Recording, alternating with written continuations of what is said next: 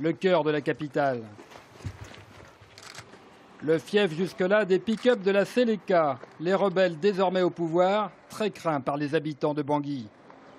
Les deux camps se défient du regard.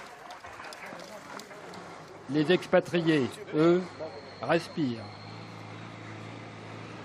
Bien sûr, ça rassure, bien sûr. Mais bon, d'un autre côté, ça peut vouloir dire que ça risque de chauffer aussi, quoi. Hein. Pour les combats de rue, les Français abattent leurs cartes. Des lance-missiles capables de pulvériser un pick-up avec tous ces hommes. Côté Séléka, on joue l'agilité, le nombre et les lance-roquettes, capables également de trouer les blindages français. Mais nous avons nos chefs suprêmes. Si aujourd'hui on nous dit, allez, tous les Séléka regagner les casernes, on regagne. Déposer les armes, on dépose. Mais c'est un combat qui est arrivé, on ne peut pas rester les mains croisées pour les attendre.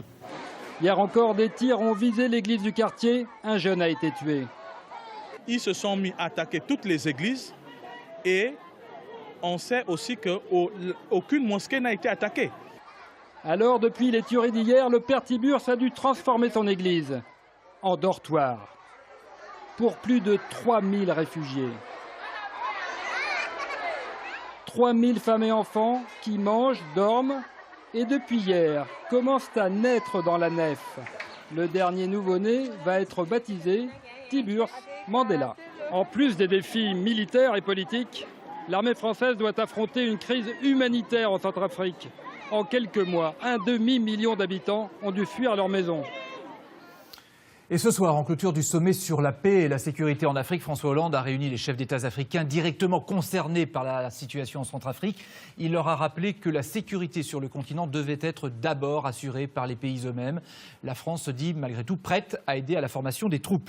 Et puis un peu plus tard, lors d'un entretien à TV5 Monde, RFI, France 24, François Hollande est allé plus loin. Il a remis en cause la légitimité du président Jodhotia, arrivé au pouvoir en Centrafrique il y a 9 mois à l'issue d'un coup d'État. On ne peut pas laisser en place un président qui n'a rien pu faire, voire même à laisser faire. Donc tout à l'heure, nous avons parlé avec les Africains qui se mobilisent, avec le Premier ministre qui est issu d'une coalition, bien sûr de forces qui n'existent plus sur le terrain. Et l'idée a été, et je la soutiens, d'aller le plus vite possible vers les élections. François-Olivier Gisbert, avec cette déclaration de François Hollande, on a l'impression quand même que l'intervention en Centrafrique prend une autre tournure, non ? Oui, mais je crois qu'en général, la France revient en Afrique. Était absente ces dernières années. Là, on voit bien, il y a une griffe Hollande en matière de politique étrangère. Il n'y a rien à redire sur l'intervention au Mali. Simplement, il ne faut pas exagérer. Hein, quand on nous dit on va rester quelque temps, ce n'est jamais vrai. C'est-à-dire, une guerre, c'est facile à commencer, c'est plus difficile de partir. Et je crois que ce sera la même chose en Centrafrique. Sur les temps, on voit bien, le reportage nous le montre. C'est une intervention humanitaire qui est demandée, qui est réclamée. Enfin, évidemment, il n'y a rien de colonialiste là-dedans. Vous voyez bien, les troupes françaises sont accueillies comme des libérateurs.